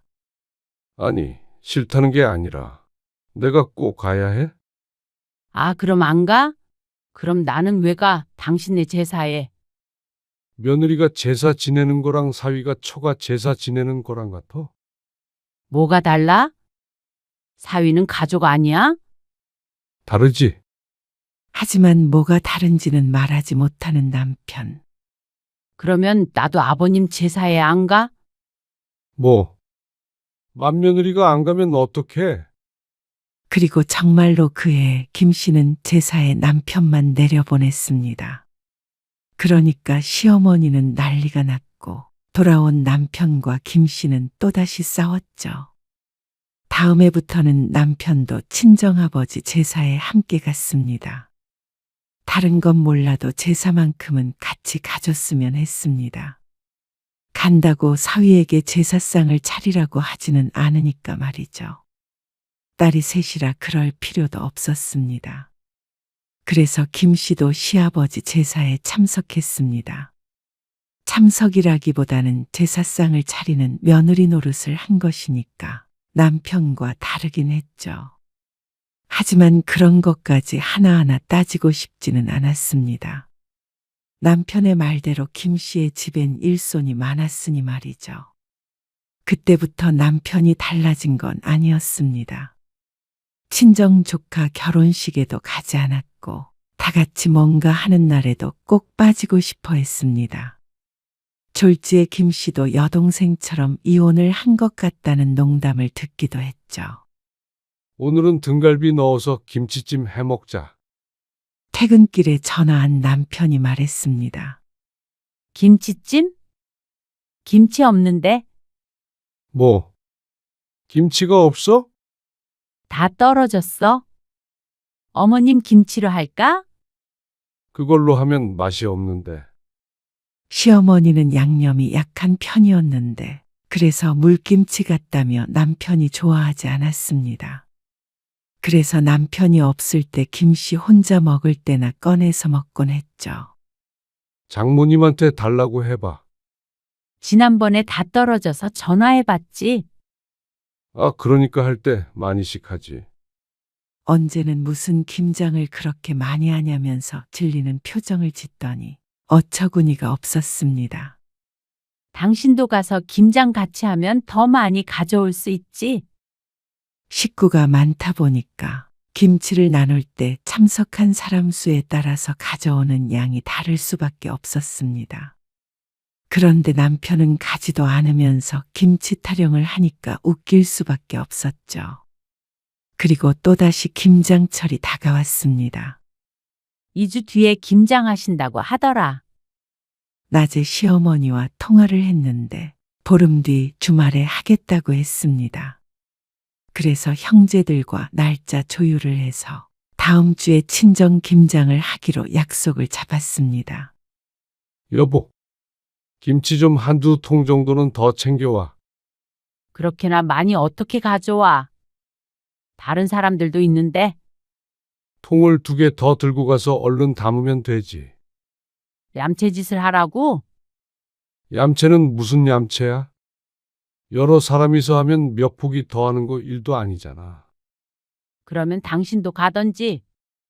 남들이 고생하는 것은 아무것도 아닌 것처럼 얘기하면서 자기가 가서 일할 생각은 없는 남편이 얄미웠습니다. 그래서 말을 꺼냈더니 남편은 또 심드렁한 반응이었습니다. 약속 있어. 당신은 꼭 김장 날만 약속 잡더라. 그러면 집에서 나 혼자 뭐해? 같이 갈 생각은 도저히 안 드는 모양이었습니다. 남편의 말처럼 할 수는 없었습니다. 내 통도 충분히 많이 챙긴 것이었습니다. 그런데 문제가 생겼습니다. 김장을 이번 주에 해야겠다. 며칠 뒤에 시어머니에게서 전화가 왔습니다. 갑자기 일정을 당기겠다는 말이 당황스러웠습니다. 그 다음 주에 잔치에 갈 일이 있어서 먼저 해야겠어. 아, 그날 친정도 김장을 하기로 해서요. 차라리 한 주 더 미룰까요? 뭐? 그때는 너무 늦지. 친정 김장을 늦추면 되잖냐. 시어머니의 말에 당황스러워서 할 말을 잃었습니다. 친정 식구들끼리 다 같이 하는 걸 뻔히 알고 있으면서도 하는 말이었죠. 아, 상의를 좀 해보고요. 다시 연락드릴게요. 일단은 확답을 미루고 전화를 끊었습니다. 당연히 남편에게 말을 했죠. 여보, 어머님이 김장 날짜를 바꾸자고 그러시는데 근데 왜? 김장 날짜가 겹치네. 우리는 일정을 다 맞춰서 바꾸기가 힘들어. 알잖아? 그러면 당연히 우리 집으로 가야지. 뭐? 왜? 당신 안 가면 우리 엄마는 어떻게 해? 그게 문제였습니다. 김 씨가 안 가면 동서와 시어머니 둘이서 해야 했으니 말이죠. 나는 우리 집 가고 당신은 어머님한테 가는 건 어때? 그게 말이 되냐? 안 그러면 김치를 못 갖고 오는데 괜찮아? 장모님 김치? 그냥 달라고 하면 안 돼. 언제는 6통 가지고 오라며. 올해만 그냥 달라고 해. 어쩔 수가 없잖아. 김치를 맡겨놓기라도 한 듯이 당당한 태도였습니다. 하지만 김 씨도 양심이 있지 아무리 친정이라고 해도 그렇게 할 수는 없었습니다. 반대로 오지도 않은 누군가가 김치만 챙겨가겠다고 하면 김 씨도 그렇게 달갑지 않을 것 같았습니다. 한두 통이면 모르겠지만 6통씩이나 말이죠. 그거는 안 되지. 그러면 어떻게? 아니면 어머님 댁에만 갈게. 내년엔 엄마 김치는 먹지 말던가. 하지만 그건 또 싫다는 남편. 막무가내였습니다. 당신이 그러면 우리 집 가서 일을 돕든 아니면 내려가서 어머님을 돕던지 해야지. 김 씨도 나름대로 해결책을 찾으려고 이리저리 생각했습니다.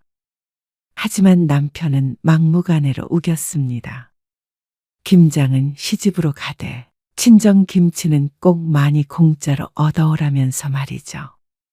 그리고 나 그날 약속 있다고 했잖아. 그럼 뭐야? 당신은 어디든 가지도 않겠다는 말이잖아. 그 말을 들으니 더 기가 막혔죠. 시집 김장에 가더라도 김씨 보고 혼자 가라는 말이었습니다. 자기는 한가하게 동호회에 나갈 거면서 말이죠. 내가 장모님 김장하는 데 가는 건 제일 오버하는 거지. 그리고 장모님도 너무해. 사위들을 부려먹으려고 하셔? 백년 손님을. 김 씨의 친정 김장이 유별난 건 김 씨도 알고 있었습니다. 그래서 가기 싫다는 남편의 말에 데리고 가지 않았던 것이었는데 남편의 태도가 참 싫었습니다. 며느리는 무조건 시집에 가서 노동을 해야 하고 사위는 백년 손님이니까 일도 못 시킨다는 말이 얼마나 차별적인 말인지 모르는 모양이었습니다. 김 씨조차도 불합리한 취급을 받아오고 있었는데 남편이 하는 말을 들어보니까 정신이 드는 기분이었습니다. 그러면 당신이 따로 김장을 해. 뭐? 당신도 장모님한테 김치하는 법 배웠을 거 아니야. 꼭 그렇게 가서 다 같이 해야 할 이유가 없잖아. 친정어머니가 86이었습니다. 앞으로 이렇게 김장하고 식구들이 다 같이 모여 놀 수 있는 날도 얼마 남지 않았다는 뜻이었습니다. 앞으로 5년, 아니 3년이면 불가능해질 수도 있었습니다. 우리가 김장만 위해서 모이는 게 아니잖아. 그러면 왜 모이는 거야, 도대체? 나는 진짜 예전부터 이해가 안 갔어. 엄마 살아계실 때 추억도 남기고 하려는 거잖아. 김장으로 추억 쌓는다고 그러면 다른 사람들이 웃어. 징글징글하다 진짜. 미개하다고 그래. 뭐? 미개? 거기에 나보고 가라고 하는 당신도 그렇고. 김 씨는 강요한 적이 없었습니다. 하지만 나도 김장을 하려면 내 친정 식구들이랑 하고 싶지. 시집에서 김장하고 싶지 않았습니다. 그런데 일방적으로 시집 김장에만 참석하라는 남편 때문에 화가 난 것이었는데 남편의 말을 듣고 더 화가 났습니다. 그 미개한 모임 때문에 당신 수십 년 맛있게 먹었잖아. 그건 그거고. 그러니까 이참에 당신이 똑같이 만들어 보라니까. 김장 때마다 이러지 말고. 싫어? 나는 우리 집에 갈 테니까 당신은 당신 집에 가서 김장 도와드려. 뭐? 나 혼자 가서 뭐해? 내가 뭘 할 줄 안다고. 그게 문제 아니야? 아니면 당신 어머님 김치 안 좋아하잖아? 이참에 김장에서 빠지겠다고 해. 먹지도 않는 김치 때문에 내려가서 고생하는 아내 생각은 눈꼽만큼도 하지 않는 남편. 그래놓고는 또 어머니한테 그 말은 못하겠는지 김 씨에게 버럭 화를 냈습니다. 그걸 말이라고 해, 지금? 말이 안 될 건 또 뭐야? 네 집 내 집 따로 가면 갈등이 생길 일도 없었습니다. 하지만 남편은 끝까지 말이 안 된다면서 김 씨의 희생을 강요했습니다. 참 이기적이었죠. 이제 각자 집 챙기면 되잖아? 적어도 나는 여태 할 만큼 했으니까 당신은 할 말 없어. 말은 그렇게 했지만 시집 김장이 걱정이 되긴 했습니다. 남편이 간다고 한들 크게 도움이 안 될 텐데 그렇다면 희생양은 다름 아닌 동서였으니 말이죠. 만약 동서가 갑자기 오지 않는다고 하면 김 씨도 당황스러울 것 같았습니다. 그런데 이틀 뒤였습니다. 예상치 못한 사람에게서 뜻밖의 메시지를 받게 되었습니다. 웬 사진들과 함께 말이죠. 형님, 정우 아빠랑 아주버님이랑 나눈 대화 캡처한 거예요. 김장 때마다 저 몰래 어머님한테 50만 원씩 용돈도 드리고 있었더라고요. 아주버님도요. 재료비도 저희가 따로 드리는데 저는 이번부터 김장 안 까요. 죄송해요. 이게 무슨 소린가 싶었습니다. 김 씨는 사진을 눌러서 확대해 보았습니다. 남편과 시동생의 카톡 대화 내용이었습니다. 그런데 그 내용에는 김 씨도 인상을 찌푸릴 수밖에 없었습니다. 우리 마누라도 김장 그만하면 안 되냐는데 형이랑 나랑 100만 원씩 드린 거 알면 이혼하자고 할지도 몰라. 나도 말 안 했어. 그리고 우리도 처가 김장이랑 겹쳐서 한바탕 했다. 김장을 왜 나더러 하래? 그 뒤로도 험담까지는 아니지만 충분히 기분 나쁠 만한 대화들이 오갔습니다. 김 씨의 친정 얘기도 나왔습니다. 유별난 식구들이라는 표현도 있었고 김 씨의 행동이 답답하다고도 했습니다. 그깟 김치 몇 통 그냥 얻어오면 되는 거 아니냐는 식이었죠. 기가 막혔습니다. 김장 때마다 따로 시어머니에게 돈을 모아서 주고 있었던 것도 어처구니가 없었습니다. 김 씨가 재료비를 넉넉하게 되는데도 불구하고 생색은 자기 혼자 내고 있었던 모양이었습니다. 그리고 그걸 왜 시어머니는 아무 말도 안 했던 것인지 몰랐습니다. 또 줄 거면 양가에 다 주던지 왜 김치는 처가에서 더 얻어먹고 자기 부모만 챙기는지 열불이 났죠. 동서도 마찬가지로 열이 받은 것 같았습니다. 순해서 화도 잘 안 내는데 김 씨가 잘 모르는 일도 있었을 수도 있었습니다. 동서가 김 씨의 사정을 다 모르듯이 말이죠. 이제 동서도 안 온다고 하면 김 씨가 꾸역꾸역 갈 필요가 없었습니다. 시어머니가 안쓰러운 것도 왜 아들도 아닌 며느리가 가져야 하는 감정인지 몰랐습니다. 정작 아들은 아내에게 떠맡기고 자기 여가 생활하기 바쁜데 말이죠. 백년 손님은 개뿔?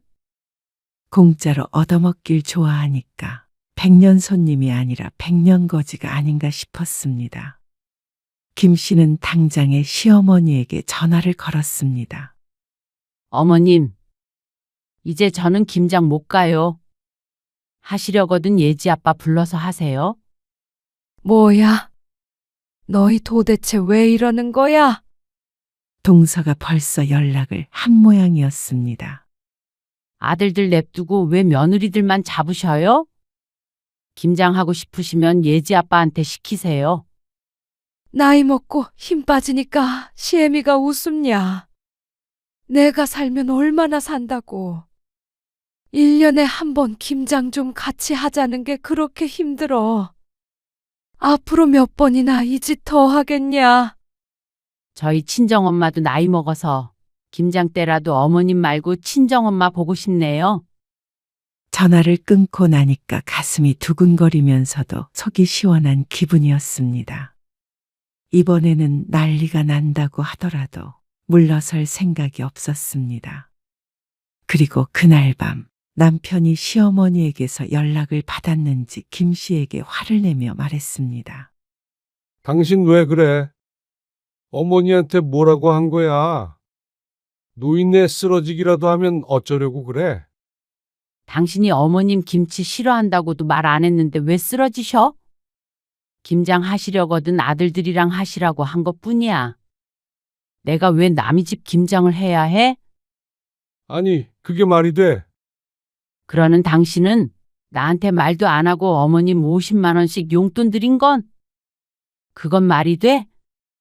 김 씨의 공격에 남편은 순간 말을 잃었습니다.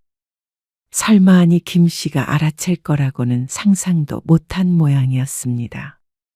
평소에 남편 휴대폰을 본 적이 없으니까 동서의 연락이 아니었다면 정말로 알아챌 방법이 없었을 것이었죠. 그리고 우리 집이 유별난에 어쩌네 하면서 막 욕하던데. 유별나게 담근 김치 왜 먹어? 내 핸드폰 본 거야. 그게 제일 중요하지, 지금? 그럼 중요하지, 안 중요해? 아무리 부부 사이라도 서로 프라이버시는 지켜야 할 거 아니야. 동생한테 와이프 욕한 게 프라이버시야? 아, 누가 욕을 했다고 그래. 나 이제 우리 집 김장김치 안 가지고 올 거야. 뭐? 김장 안 가게? 안 가면 시집 김장이라도 갈 줄 안 모양이었습니다. 가는데 김치 안 싸온다고. 당신이 그거 먹는 꼴 보기 싫어. 그리고 나는 이제부터 엄마한테 수고비로 100만 원씩 챙겨주고 올 거야. 뭐? 제정신이야? 100만 원? 당신이 어머님한테 드린 돈 2년치면 100만 원인데 뭘 그렇게 놀라? 우리 엄마 96살 때도 당신이 드린 돈보다는 적게 받겠는데 뭘. 남편이 반박할 말을 찾는 듯 했지만 돈 가지고 발뺌할 수는 없었습니다. 참, 왜 남한테 처갓집 욕을 해? 어? 욕을 했다니? 언제 또 욕을 했다고 그래?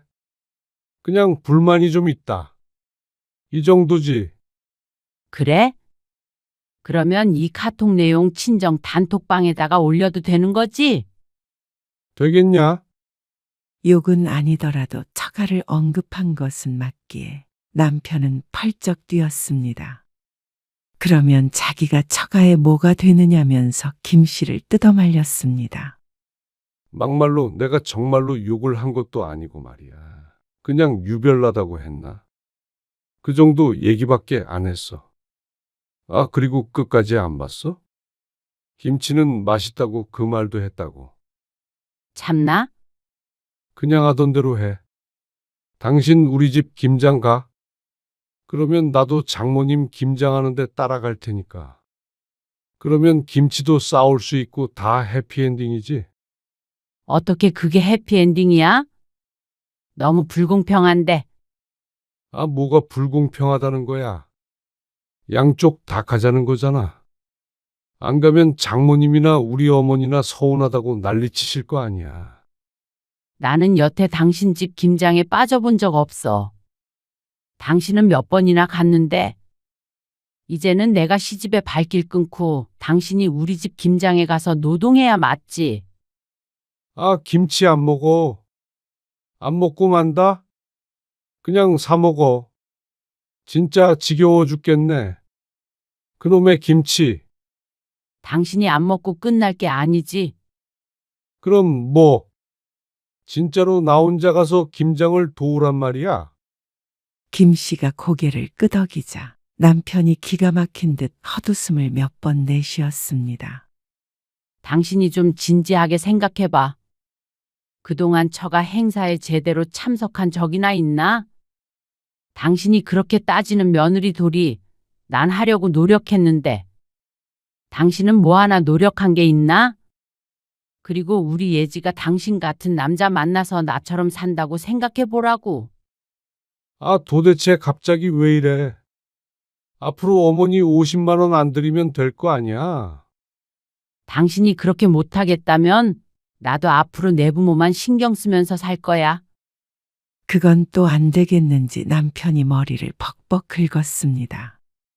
김 씨는 방으로 들어가 버렸습니다. 그리고 얼마 뒤 친정 김장날 김 씨는 몸살이 났습니다. 갈까 말까 고민이 되어서 늦게 참석하겠다고 친정 단톡방에 메시지를 남겼습니다. 그리고 남편은 동도 트기 전에 아침 일찍 말없이 집을 나섰습니다. 결국엔 동호회에 가거나 혼자 시골에 내려간다고 생각했습니다. 한숨을 쉬었습니다. 머릿속도 복잡했고 몸도 안 좋아서 한숨 자고 일어났는데 웬 메시지가 와 있었습니다. 사진이라고 적혀 있는 카톡 메시지를 누르고 김 씨는 깜짝 놀랐습니다. 다 같이 고무장갑을 끼고 찍은 사진이 올라왔는데 그 중에 김 씨의 남편도 있었죠. 뭐야, 안 갈 것처럼 하더니. 어색한 표정으로 앉아있는 모습이 웃겼습니다. 그리고 다른 메시지도 보니까 남편이 보낸 것도 있었습니다. 당신은 오늘은 오지 마. 내가 김장해서 가지고 갈 테니까. 김 씨가 몸살 난 걸 알고 있는지 몸이 안 좋으니까 집에 있으란 말을 덧붙였습니다. 김 씨는 얼떨떨했습니다. 사진 속에서 다른 가족들은 한바구음을 짓고 있었습니다. 근데 어머님은 어떻게 하고 여길 간 거야? 분명히 시어머니가 가만히 있지 않았을 텐데 의아했습니다. 시어머니에게서 별다른 연락도 없었기에 더욱 그랬죠. 그리고 저녁 늦은 시간, 남편은 김치 6통을 들고 집으로 돌아왔습니다. 꼭 전쟁에서 이겨 전리품을 챙겨온 장군 같은 표정이었습니다. 이것 봐. 내가 6통 챙겨왔어. 이렇게나 많이? 내가 오늘 제일 열심히 했다. 장모님 용돈도 드리고 왔고. 그러니까 이 정도는 챙겨도 돼. 앞으로는 내가 이렇게 따라가야겠어. 갑자기 무슨 심경의 변화가 온 것인지 몰랐습니다. 유별나다고 질색할 때는 언제고 남편은 김치통들을 보고 부자가 된 것 같은 표정을 지었습니다. 장모님이 나보고 배추날을 해서 허리 나가는 줄 알았어. 근데 당신 어머님은 어떻게 하고? 오늘 김장하신다며? 다음 주로 미뤘어. 잔치인지 뭔지 안 가고. 그리고 거기도 내가 다녀올 테니까 당신은 신경 쓰지 마. 갑자기 왜 이러는 거야? 갑작스러운 변화에 김 씨도 당황스러울 따름이었습니다. 어머니한테는 차마 김치가 맛없다고 말은 못했어. 앞으로 몇 번이나 더 하겠냐? 내가 가서 도울 테니까 당신은 신경 쓰지 마. 내가 당신 말 듣고 생각해 보니까 살면서 처가에 잘했던 기억이 잘 없더라고. 그리고 예지가 나 같은 사람 만나서 당신처럼 산다고 생각해 보란 말에 정신이 번쩍 들었어. 그렇게 생각하니까 좀 이해가 돼? 그래. 사위가 그러면 괘씸하지. 남편도 나름대로 혼자 생각을 많이 한 것 같았습니다. 그냥 나는 우리 집 김장 갈게. 당신은 당신 집 가. 우리 집 유별난 건 나도 알아. 그런데 남편이 고개를 저었습니다. 아니야. 나름대로 재밌었어. 전에는 싫다며? 몰라. 나이 드니까 또 그런 것도 나쁘지 않은 것 같고. 거기서 먹으니까 더 맛있는 것 같기도 하고. 김치도 많이 주시니까. 그리고 남편이 덧붙였습니다. 당신 명절에나 제사 때도 고생하고 그런 거 알아. 나도 그만큼 만회해 보려고. 그 말을 듣자 오히려 김 씨는 시어머니를 떠올리게 됐습니다. 그렇게 전화를 했던 것이 조금 미안했습니다. 아무리 그래도 시어머니인데 말이죠. 남편이 김 씨의 친정에 잘한다면 김 씨도 시집에 잘하고 싶었습니다. 그게 부부가 아닌가 싶었습니다. 남편이 하루아침에 다른 사람이 될 거라고 생각하지는 않았습니다. 그래도 이전보다는 훨씬 나은 상황이 된 것은 분명했죠. 그런데 의외의 변화가 시집에서도 일어났습니다. 시동생 부부가 이혼 위기까지 갔다가 겨우 화해했는데 그 과정에서 시동생이 김장이든 제사든 대신 음식을 하겠다고 나섰다는 것이었습니다. 어쩌면 김 씨 부부와 비슷했죠. 그렇게 된 이상 시어머니도 며느리들만 잡을 수는 없었습니다. 결국 남편들이 마음을 고쳐먹으면 될 일이었죠.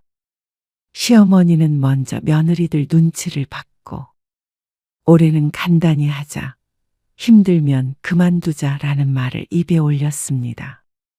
김 씨는 예전처럼 먼저 나서지 않았습니다. 대신 남편이 먼저 이번 주에 우리 집, 다음 주에 장모님 댁 김장 갈까라고 말을 꺼냈습니다. 30년 동안 한 번도 들어보지 못한 말이었습니다. 김 씨는 동서에게 받았던 카톡 사진을 지워버렸습니다. 진짜로 단톡방에 올릴 마음도 없었습니다. 남편도 그 일을 가장 반성했습니다. 그러니까 한 번 더 기회를 주자 싶었습니다. 사실 김 씨도 유치한 건 마찬가지였고 애초에 시집에서 시키는 대로 했던 스스로의 잘못도 컸습니다.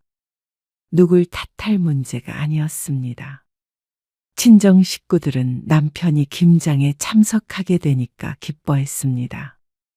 이런 분위기에 찬물을 붓고 싶지 않았고 남편도 앞으로도 진심으로 참여할 의지를 보이니까 됐다 싶었습니다.